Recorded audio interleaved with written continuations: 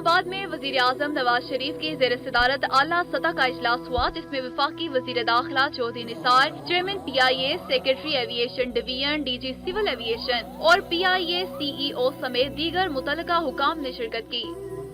اس موقع پر وزیر اعظم کو سانحے کے حوالے سے مکمل بریفنگ دی گئی، جس میں بتایا گیا کہ جہاز کا عملہ انتہائی مستند اور تجربہ کار تھا۔ بریفنگ میں بتایا گیا کہ طیارے میں بھی کوئی نقص نہیں تھا، جس کی معمول کے مطابق دیکھ بھال کی جا رہی تھی۔ طیارے کا اس سال جولائی اور نومبر میں تفصیلی معائنہ بھی کیا گیا تھا۔ اجلاس میں بتایا گیا کہ تمام لاشوں کو اسلام آباد کے اسپتال میں منتقل کر دیا گیا ہے، جہاں DNA کے ذریعے شناخت کا عمل مکمل کیا جائے گا۔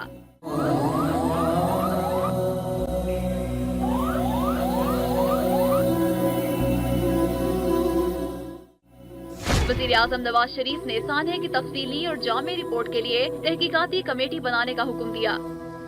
انہوں نے کہا کہ تحقیقات جلد مکمل کر کے حقائق سامنے لائے جائیں۔ انکوائری کمیٹی کے لیے ایئر فورس کے سینئر افسر کی خدمات بھی حاصل کی جائیں۔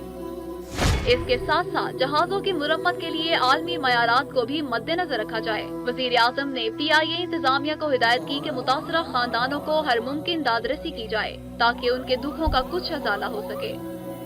انہوں نے میتوں کی شناخت کا عمل بھی جلد از جلد مکمل کرنے کی ہدایت کی۔